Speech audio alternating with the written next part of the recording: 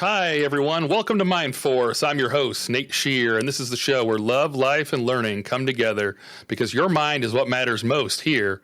Today, we have Alexander-Seder, and today we'll be talking about reinvention and resilience, creating opportunities, pursuing your passions without limits. So we're going to start with the easy stuff, the who, what, why, and where. Who are you? What do you do? And where in the world are you? And why are you here today? Yeah. Well, my name is Alexander-Seder. I am an American actor who has been living and working out of Germany for almost 30 years now. I came here for my love, not my career, but I have managed to make both work. In fact, I'm still here working as an actor and I'm still with my husband. So there you go. I don't know which one I'm more proud of sometimes. When I was a working actor back in America. I was SAG-AFTRA working on my equity card, meaning I was making just enough money so I didn't have to work a side hustle as an actor. I even had my health insurance paid for by SAG. And, I was in my 20s, so I felt I was doing pretty darn good. And then life threw me a curveball in the shape of a hot German guy, and that was kind of that. And then I ended up here very quickly pregnant and, starting a brand new life in a brand new country where I didn't speak the language. And initially, getting over a cold. I was really excited to be a mom. It's something I've always wanted to do. And so I was very distracted by all of that. But, after our son was born, a couple of years into it, he started to go to preschool, and I started to look around for ways to be more useful, more creative, more fulfilled, to be very honest. And I also don't like being dependent. So I was always looking for ways, I didn't want to have to ask my husband every time I saw a pair of shoes I wanted to buy or something. So there were a lot of things that kind of came together, but I had seen a poster for the American Drama Group in Munich. And I thought, aha, perfect. Let me go check them out. So I called them up. I made an appointment. I auditioned. It went really well. And when I finished, he was like, well, welcome to the family, And he pulls out this touring schedule, which I had no idea. It was a touring group. So he's showing me, they tour 9 months out of the year. And that was just out of the question. So I apologized and got up to leave, and I was disappointed because I thought, well, there goes, that avenue is a dead end. And then on a whim, I kind of leaned in and just asked him, you don't happen to know anybody here in Munich, do you, that I could talk to?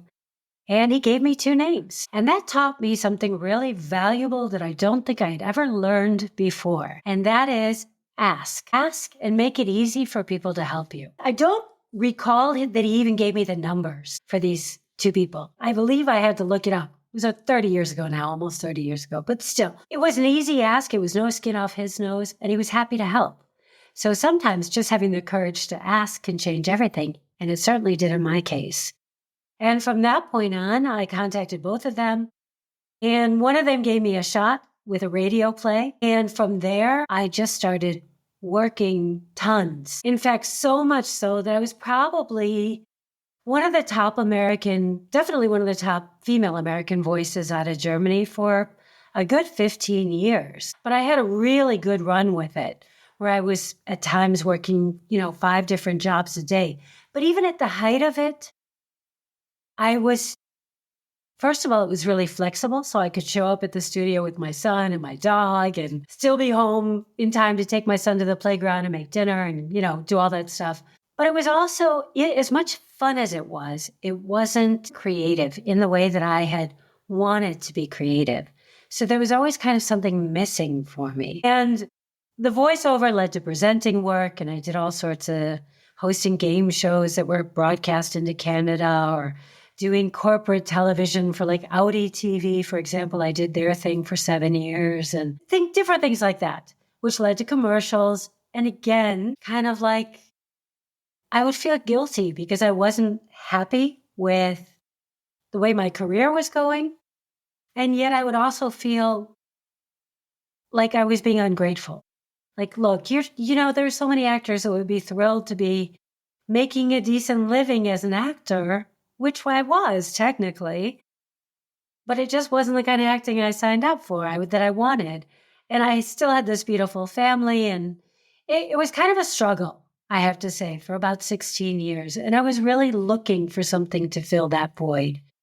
And then when my son was about 16 years old, we had a standing movie date every Friday. And he came to me on Thursday and he was like, Mom, ixnay on the movie date, or whatever you say, right? I don't want to do that anymore with you. I want to hang out with my friends.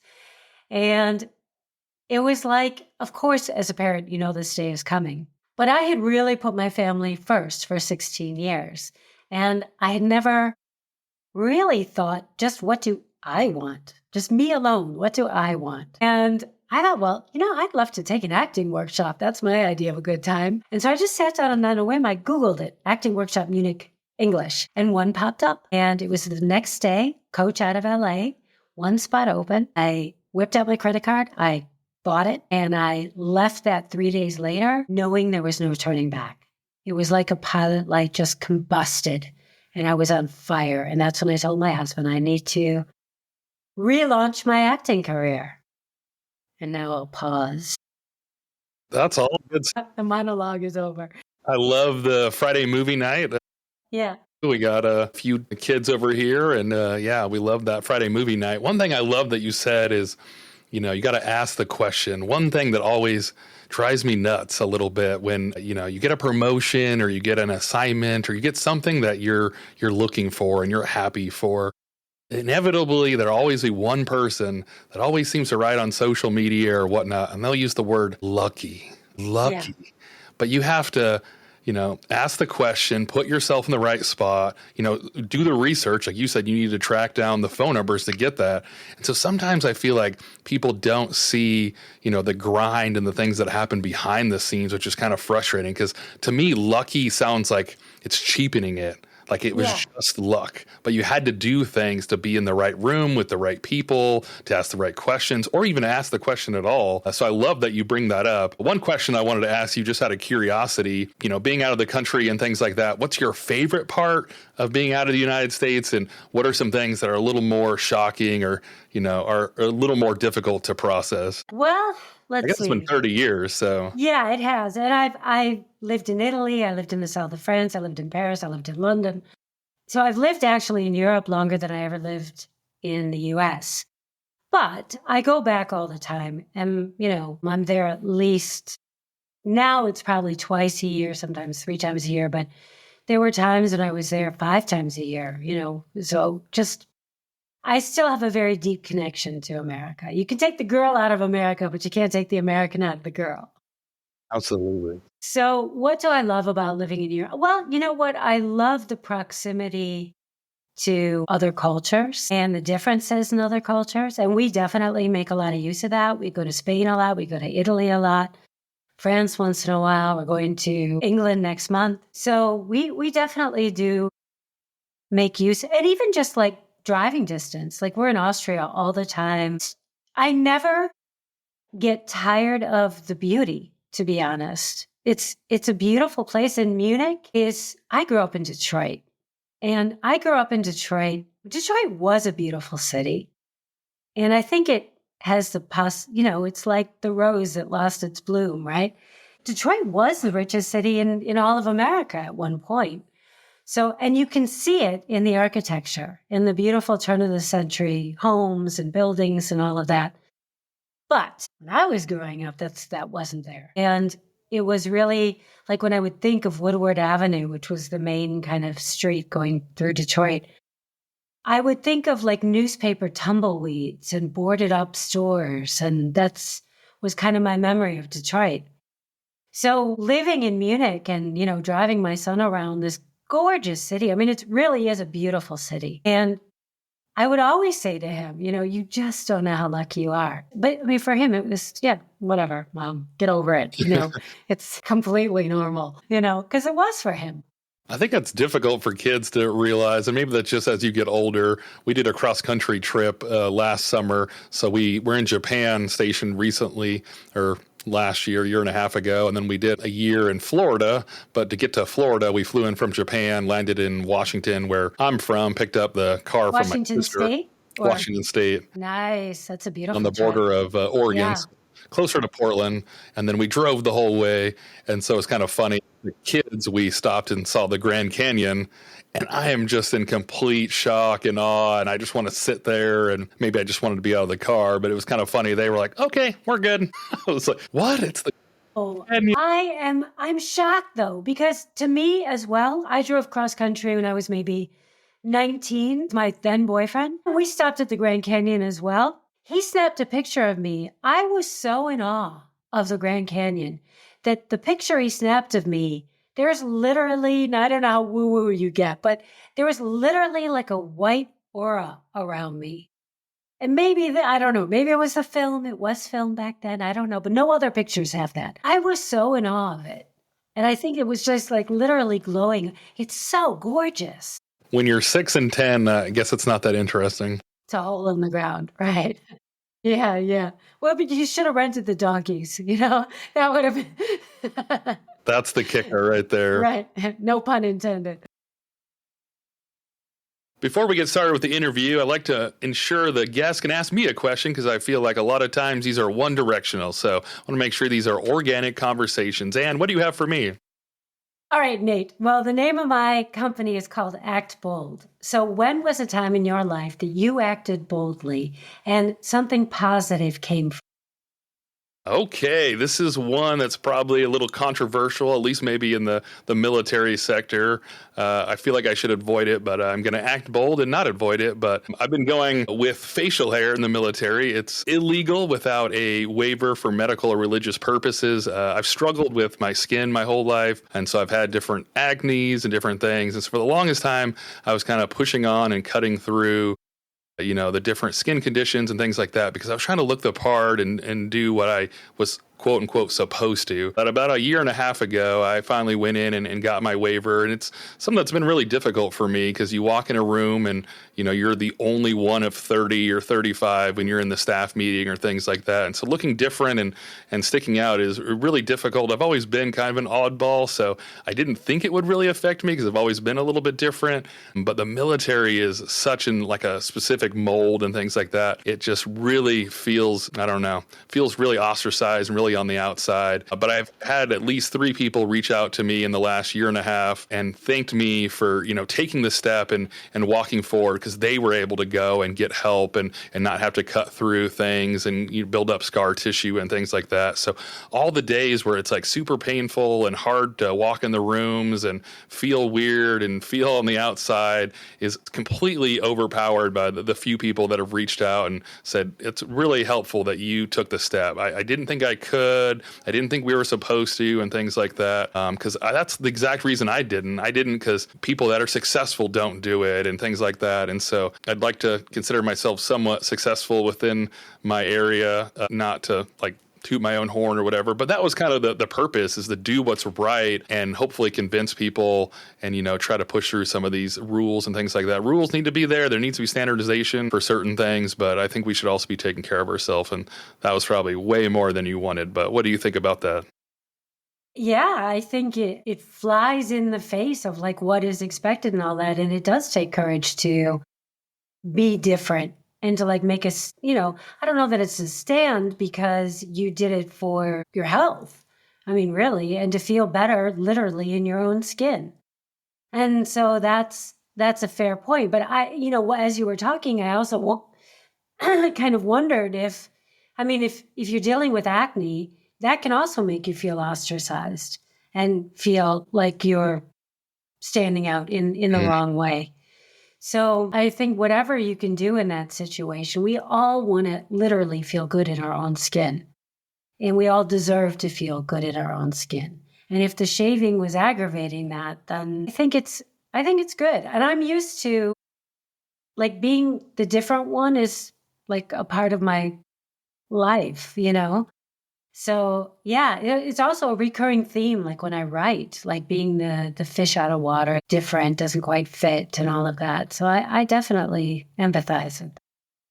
I'm good with it. We, just walk to the beat of a little different drum. It is what it is. I feel like Yeah. I've tried to overpower it for 37 years, and I guess at this point I should just quit because I'm just going to be a little different. That's okay. It is Yeah. what it is. And you do grow out of it eventually. You can look forward to that. Yes. At some point I won't have to, but good stuff. Right. Thank you. Exactly.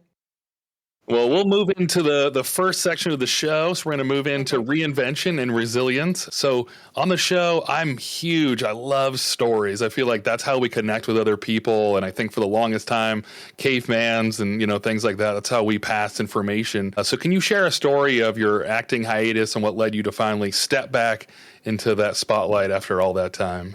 I think you started to touch on it. Yeah, I started to tell you. So for me, when I took that workshop, there were, first of all, I didn't know. If it hadn't been good, I often wonder how the trajectory of my life would be different right now. Because I would have been like, that wasn't so great. But because it was so good, and the instructor, the coach could see it. I don't know if you know the movie Reservoir Dogs. His name was called Kirk Baltz. I always give him a shout out because he really is a great coach.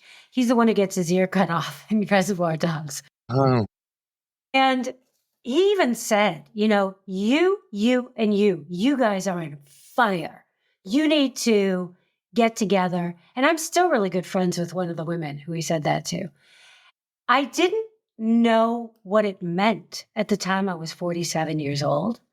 I didn't know how I was going to relaunch my career. I didn't know anything, right? And I didn't have any of the tools that actors need to relaunch their career or to launch their career. So as an actor, you need headshots, you need a show reel, you need some industry contacts. And I didn't have any of that. And the main thing you needed are headshots and a show reel, though. And I didn't have any current show reel material because I hadn't acted in 16 years. Not really. So for me, the first dilemma that I saw, or the first challenge that I ran into, was I was rusty. And just like an athlete, a singer, whatever, you need to keep your instrument in tune. Otherwise, it's not going to sound or look or be very good. And so I knew I needed some training. And the obstacle always presents the solution if you know which questions to ask. So the first thought was, well, okay, let me check into this. I wanted the training to be in English because I didn't want to add the extra layer of German on top of it. I just wanted my responses to be organic. So I started to look into coaches in London, LA, New York, and they're amazing. Coaches I had always wanted to work with, but that was very quickly occurred to me it was going to be really, really expensive to be flying around, and also not just money-wise, but also time-wise. And even though my son didn't want to hang out with me on Friday nights, I was still his mom. I was still making him breakfast, getting him up for school, making sure he did his homework, grounding him when he broke his curfew, all that stuff. So I thought, okay, again, the problem presents a solution if you just ask the right questions. So I didn't have it in Munich. That was the problem. That also became the solution. So I just reached out to those same coaches that I wanted to work with. And I said, what's it going to take to get you here? And they told me. And I thought, okay, next challenge. What do I need to make that happen? And I figured out that if I just was going to, like, my only goal at that point was just to pay what I would pay if they were already in Munich. So if I could just get a handful of actors to take the workshop with me, then I'd be good to go. And what very quickly happened was I not only was getting the workshops for free, I was earning between $1,000 and $2,000 per workshop, and I was building a community. And community back then, we're talking 13, 14 years ago, was not the buzzword that it is today. And I had no idea how much of a support that was going to be for me later on when I finally did launch my career. And I did that for about a year and a half. I used to call when I brought in a coach, that was the big workshop. And then I would organize little workshops in between. So if you took the big workshop, you were invited to the little workshops just to work on whatever we had learned. And the little workshops, I didn't charge anything for them. And we just paid for the room or whatever it was. And And I was doing that. I was doing a big workshop 1 to 2 times a month, and then the little workshops, sometimes 6 days a week. So I was working out between 3 and 8 hours a day, 6 days a week. And I did that for a year and a half, as I said. So I was really like getting retrained as an actor. But even more than that, I was picking my curriculum. I was curating my curriculum based on what I wanted to learn and what I felt like I needed to learn. And when I felt like I was ready, when I felt like, okay, like my confidence is back, my skills are sharp again, I'm ready to go do this thing. Then for me at that point, I was kind of done with the workshops. And so they later did make a reappearance, and maybe we'll talk about that again, because there were many different ways that I learned to use them throughout my past 11 years since having relaunched my career. But the first phase was all about building a bridge from my passion to making it a truly meaningful, sustaining part of my life again. That's powerful. They say, if you find something you can get paid to do that you love, you never work a day in your life. So you really found a way to merge and bridge the thing that you were already doing, that you wanted to learn about, and that, if you wanted to learn about it, I'm sure others wanted to learn about it. So you're really able to bring others along with you. You also got, a little bit of a discount or made some money along the way. So that's really cool that you were able to find a win-win. I don't feel like there's as many win-wins as we would like in this world. So that's pretty amazing. So that's really that reinvention. I'd love to hear a little bit about resiliency and how resiliency played a role in your personal and professional life, especially during those times of uncertainty. Well, the reinvention just keeps on going, to be very honest. I'm always reinventing myself, right? Part of it is like moving to different countries, figuring out what I'm going to, like when my career was, I don't want to say taken away, but it was for a time made impossible, until I found a way back to it, until I found a way to reinvent it for myself here in Munich, going from being, a voiceover actor, which is pretty much, voiceover presenter, that kind of a thing, back to becoming a working actor again was another time when I reinvented myself. For me, the most powerful thing that I did, honestly, and the thing that I think anybody can do, is find something that they love, because in this day and age, most people think that they need, in order to make a living from what you love, if you're not actually doing that thing, right? If you're not, like, just as an actor, sure, I could make a living doing that. I do make a living doing that. But there are other actors, who are also mostly coaches, there's nothing wrong with it, but I think often, especially in the creative field, because it can be difficult to make a living, people feel like, well, their only other option is to teach it. And I think you end up running into a couple of problems. One is you can sometimes run into imposter syndrome because we've sort of been sold this bill of goods that you only need to stay 2 steps ahead of the person behind you. But then you're always kind of looking over your shoulder and making sure that they're not catching up. And it also puts you in the position of not being able to say, I don't know, I'm just learning like you, let me look into that or something. Because you feel like you need to have all the answers. So, which feeds into the imposter syndrome. So with the curating of coaches and experts, to whether your passion is, tuning pianos or foraging for edible fauna in the forest, or cake decorating or furniture refurbishment or acting or whatever it may be, you are able to make a living from something that you love, but you don't have to be the coach or the expert. You put yourself in the position of being a beginner or a learner, just like everybody else. In fact, I really had to fight for not to be put in a position of authority during that year and a half, because I was the one hanging out with the coaches. I was the one organizing everything. They were paying me. So I think there was a lot of hesitancy to give me feedback, and I was always fighting for it. hey, why do you think I did all this? I want the feedback. I want the critique. I want to get better, just like you do. And I can't get better unless I get the feedback. And so there's so much freedom in it. And you will, the more you learn, you will naturally be becoming an expert in whatever it is that you're interested in until one day, and you will know when you're ready to take on that mantle of coach or expert if you so choose. You may not, because you may find that it's super fulfilling just to have a community of people who are into what you're into and learning from other people. But so I think that is, in a sense, the answer for resiliency. Also, for me, no matter what I face in life, whether it's a serious illness or, difficult times, I always kind of look at it as I just got to get through the ring of fire. That's what I call it, is the ring of fire. And there's no way around it. You just have to go through the fire. But on the other side of that fire, it's not going to be burning anymore. You're going to be okay again.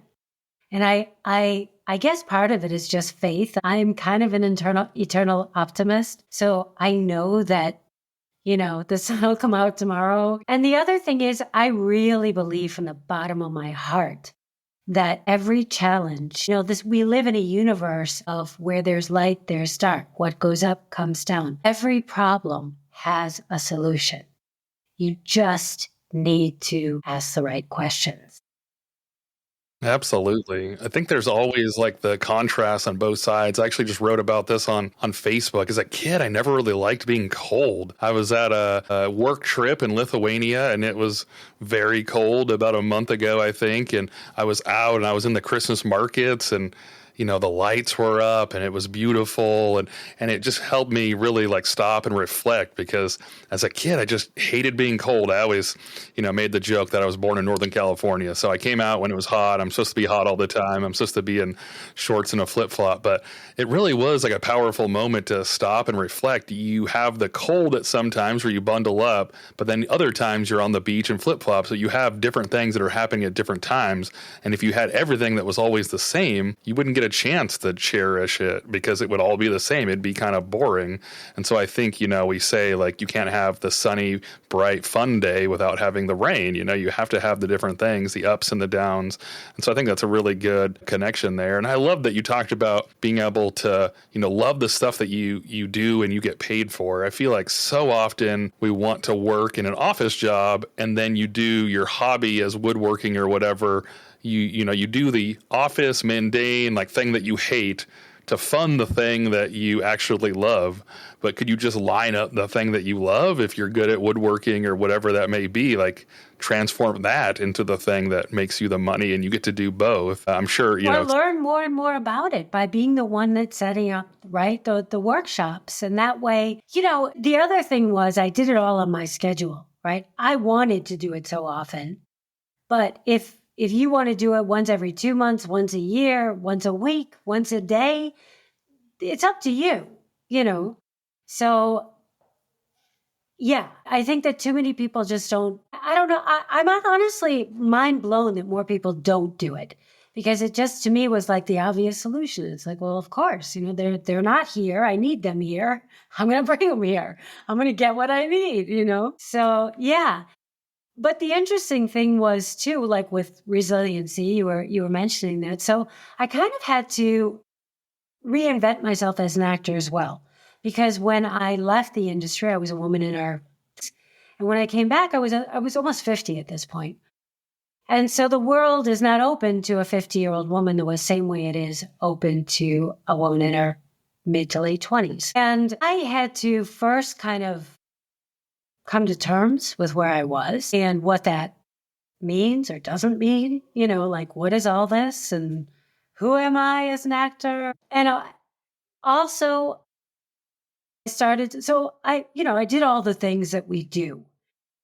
But as a young woman, even though I was a working actor, I don't think that was down to any strategy. It was probably down to luck. And we talked a little bit about luck in the beginning.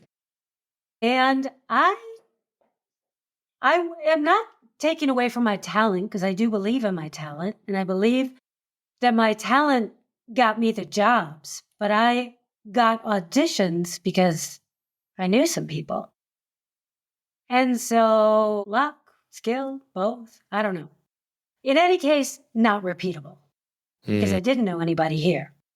So what I realized here was I needed to have a strategy. What I realized here was I needed to understand what it meant to be in the business of being an actor. And I think as a young woman, I didn't realize, not only did I not realize, I don't even think I wanted to realize that, if you want to make a living at anything, you are in business for yourself.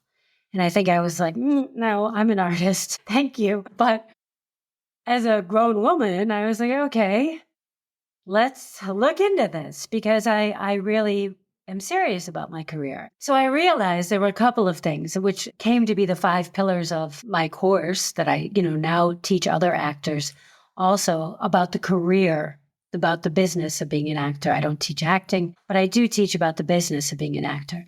Because too many actors just they're like I was. They're getting their training, they've got an agent, and then they complain a lot. It's like, the casting directors only want to see the same people, whatever it is. My agent sucks, those kind of things. It's like, yeah, maybe, but there's also stuff that you could be doing. So that's when I really started to look into that. But my first problem that I recognized was that I had some limiting beliefs around my age and around my lack of perfect German. And so because I was trying to, I wanted to be cast as a German woman. I live here in Germany, and I'm not, I'm not going to do that. They're not going to do that. And so, but I really fought against it in the beginning. And then I became a life and career coach, initially only to get over my own limiting beliefs. I knew that if I could really learn those skills that I could apply them to myself, and which is what I did. And it did definitely help. Now I truly believe that, whatever you think is, whatever most people think is the thing that's holding them back is probably one of their superpowers. So, and that kind of turned out to be my case when I embraced my age and I'm an American, I live here in Germany, and all of those things, and really started to approach it from that point of view. That's when I started to get a lot more auditions, a lot better auditions. But again, I kind of ran up against a wall at a point where I kept getting typecast. I don't know if I can swear on this, but you can beep it out, I guess, as the bitch in charge, the witch in charge, the witch with a B in charge, right? And I felt like, okay, yeah, obviously, right? If you're seeing this on YouTube or wherever it is, nobody's going to be surprised that I can play that. But what they weren't seeing, what I felt they weren't seeing, was my heart, my humor, my playful side, my maternal side, which is also there. And I thought, okay, again, the problem presents the solution. Well, if they're not seeing this, what can I do to show it to them? And that's when I really set about working on my branding, though I don't think I had the words for calling it branding at that point. And that's when my auditions and bookings started to really become much more three-dimensional, which led to other actors saying, hey, how'd you get this? What, who do you know? Da, da, da. And that's when I started helping other actors to understand the business of being an actor based on kind of everything that I had made myself learn. But one of the things that I was doing, this is kind of back to resilience, I guess, one of the things that I was doing to change my branding was I had decided, I guess I'm like a once a month type girl or something. I don't know. Because I had decided I'm going to shoot a short film once a month. And so that's going to be on brand for me. And so I did this probably 6-7 months, but filmmaking is expensive. Even when everybody is donating everything, it is still expensive. You still have to pay for food at the very least for a crew of people. And sometimes have to rent equipment, locations, pay for lodging, pay for travel. So it can be expensive. So it was like all of a sudden I remembered that I was earning a few thousand doing the workshops. So then that became kind of phase 2 of the workshops, where it was purely like, let me make some quick money learning something that is also useful to me, obviously. It was always something to do with what I wanted to learn. And that was great. And it served its purpose again. And then I would say phase 3, which is what I'm in now, and I think I'll probably be in this phase for the foreseeable future, is I still use the workshops, but I use them as a networking tool. So if there's somebody I would like to work with, a casting director, producer, showrunner, director, whatever it may be, I'll ask them, would you be interested in doing a workshop? And then that way I'm offering something of literal value to them, money. Also, I'm giving them a platform to share their expertise and their knowledge and to get to know some other actors. And from my point of view, I'm able to meet them on even playing ground. They're not me, this little actor, and then this big casting director. We are two people who are coming together, and we both happen to love the film industry, and we're having great conversations around that. And some of them have even become really good friends, and some others have just become professional friends, but certainly more than just an acquaintance. And so that was also eye-opening, that you can use these workshops as a way to network with people. That's perfect. The next segue is creating opportunities. So the question I wanted to ask you, can you share a specific moment when building connections opened a new door for you? Oh my How weird. gosh.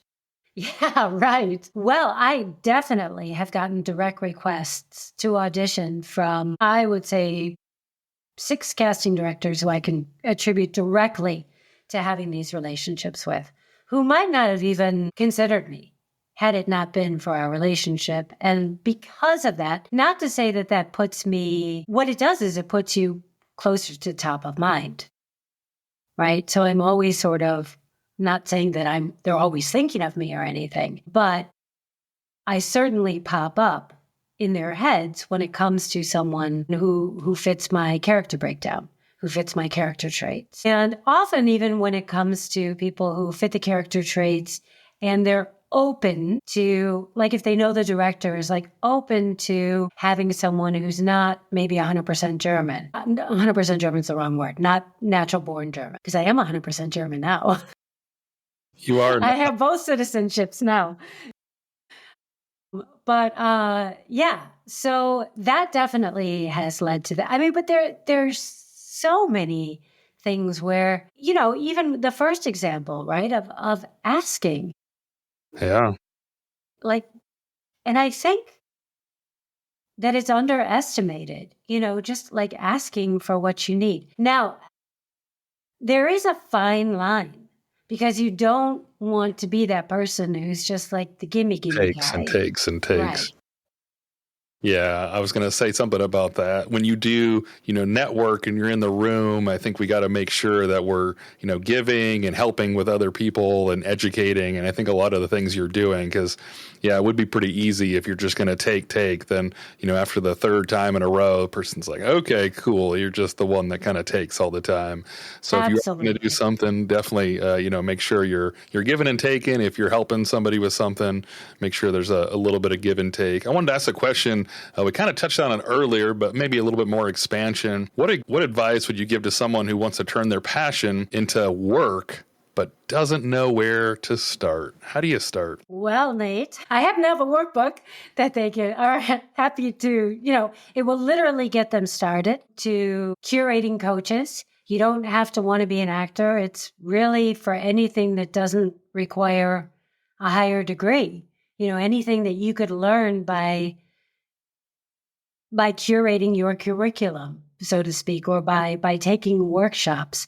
So whether that's, acting or singing or woodworking or, meditating, holistic medicine, I don't know, midwifing. I don't know if you have to go to school for that or not, but I know that there are a lot of like apprentice type things, right? So, I mean, being a death doula. I have someone who's interested in taking my course is called Passion Project to Pro. So who is interested in learning more about being a death doula. Another one who's interested in psychedelics. I mean, really, there's kind of no into what it is. But what I would suggest is I truly believe that your passion is the key to finding your purpose. And if you don't know what your passion is, then follow your curiosity. Because your curiosity is going to put you on the road. And if you just keep following your curiosity, sooner or later, you're going to run into something that keeps your interest for a while. And it may turn into your passion. That's so good what I stuff. would suggest is learn, right? First, figure it out. Because I think a lot of people also think that they want to do something. But because they haven't actually really done it, they don't know. So first, figure it out. Do you really want to be a potter? They always have dry hands and all that stuff. And the clay, it's very drying. Do you really want to, jewelry design? It's hard on your eyes. I don't know. But do it. This is what I always tell beginning actors who reach out to me, and want to be in my course is not geared for beginning actors. It's really geared for trained actors who've been in the industry for at least a couple of years. But I always say, go, take some workshops, go do it and see if you even like it. You may just have this idea about what it is and it doesn't match the reality at all. Yeah, I always find it wild that you're supposed to go to college and get this degree. You're supposed to be 18, and at 18, you're supposed to know like what you want to do for the rest of your life.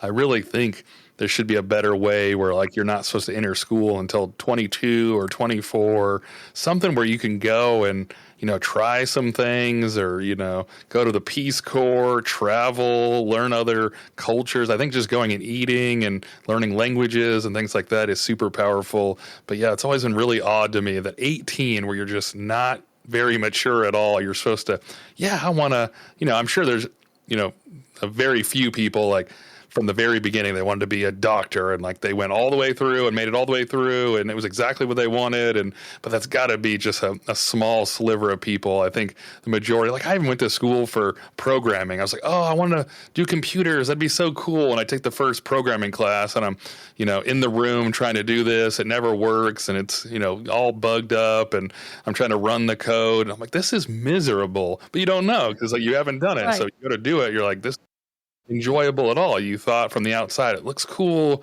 I could do a little HTML in my MySpace page back in the day, but that was about the extent of it. But yeah, it's just so interesting to me. You're supposed to decide so early.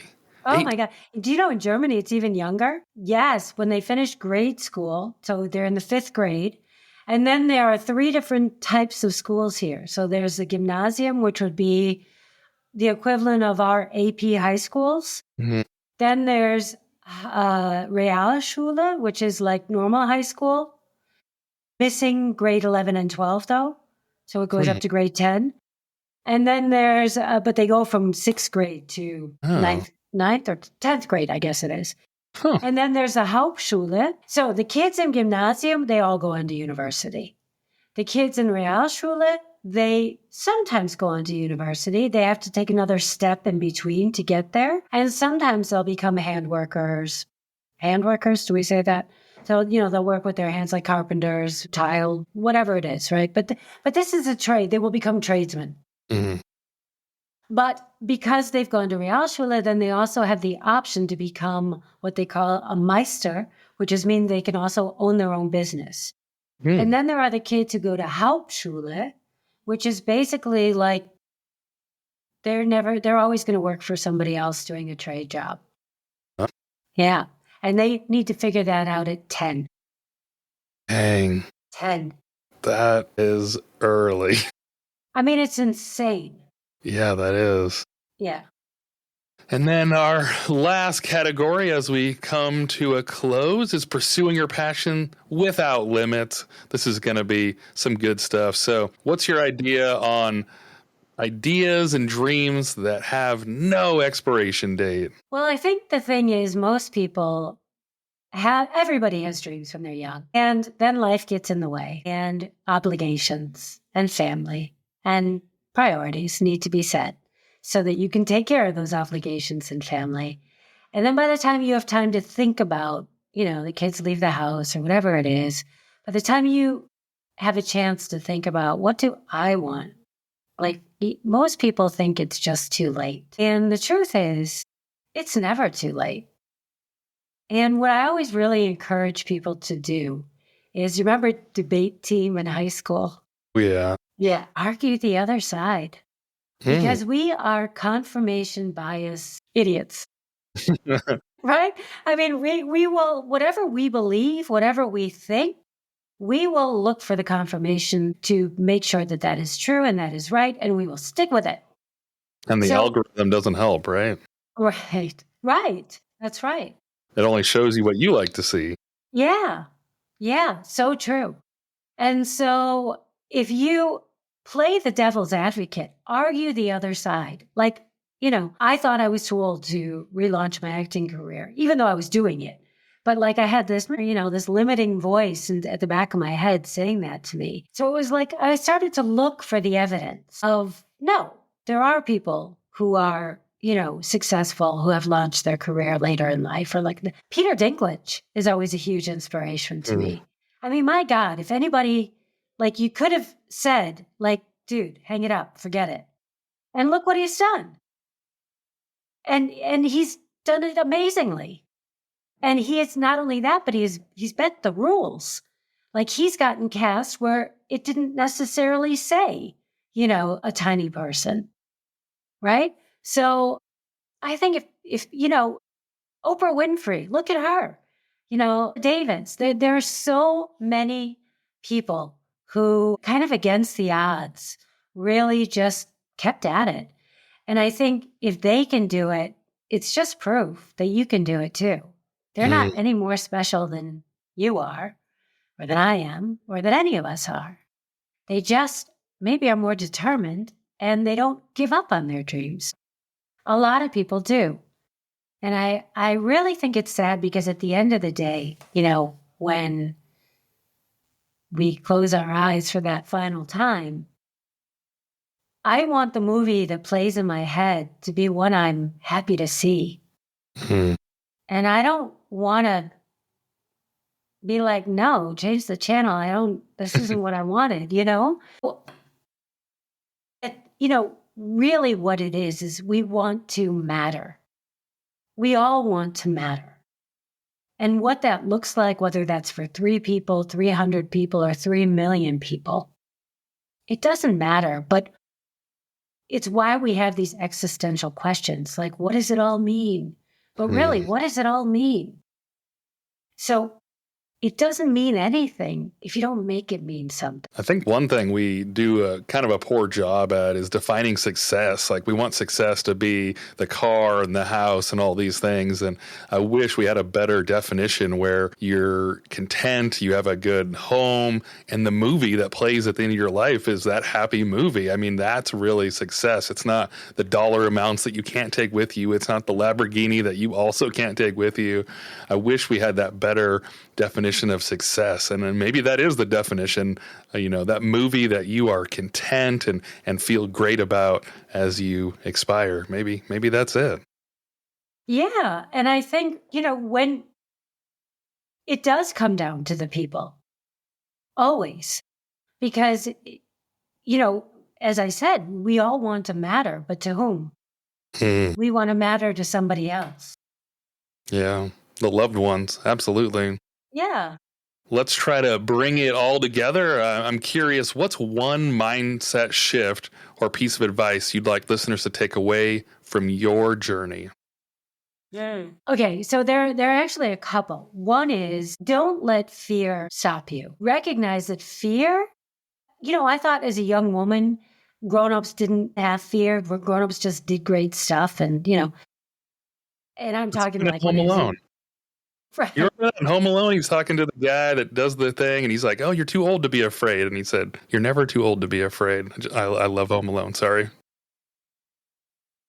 But it's true. You are never too old. It doesn't go away. So you need to make peace with it. And the way I've kind of made peace with my fears, I used to think of it maybe as a bit of a saboteur. And now I think of it more as like a helicopter mom. And it's like, I don't think that my fear is trying to sabotage me. I think my fear is trying to keep me in my comfort zone, because that's comfortable. That's safe. It's trying to keep me safe. And it doesn't want me to fall flat on my face. And it doesn't want me to, do the scary stuff. Because that's that limbic reptile brain, right? It wants you to be safe and, happy and fat. And that's what it is. So that's the first thing, is recognize that. And then start making it a daily practice to get comfortable with being uncomfortable. Like, look for the answers to your challenges within the challenges themselves. Because as I've pointed out, I tried to at least again and again, the answer was always the challenge. Like, if this is the problem, then that's the answer. Just how are you going to do it? That is the only thing left to ask. And That's perfect. Yeah. And so just practice taking small steps and stretching the boundaries of your comfort zone a little bit every day. And then what scared you yesterday is going to be behind you. And you're going to be building that confidence and expanding the boundaries and expanding your life.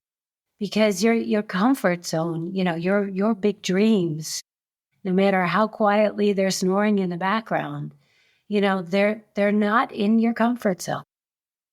And I think you said that the things that you find are your roadblocks, or the things that are unsurmountable, are the things that are your superpower. So I think that really is a great way to envision that. The thing that you think is holding you back is probably the thing that's going to get you through it all. Well, Anne, thank you for coming out. It was a great time. I encourage listeners to share their thoughts, or let me know if you'd like to be a guest on the show. Please let us know how things are going on social media, Facebook, Buzzsprout, TikTok, YouTube, all those fun things. We'll keep making episodes. I love you all. See ya.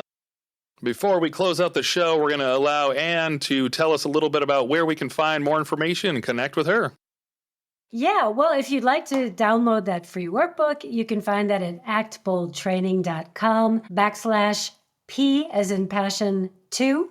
So small case P2. And then otherwise, I am on all the social medias. My name, Anne Alexander-Seder. Or you can also find me under Act Bold. I'm the one responding in the DM. So if you want to reach out, YouTube, I also have my own podcast called Act Bold. So yeah, I would love to hear from you. Awesome. You can contact her directly. It's really her. She doesn't have a social media manager. Nope. It's Anne, really Anne. Well, check her out. Yeah.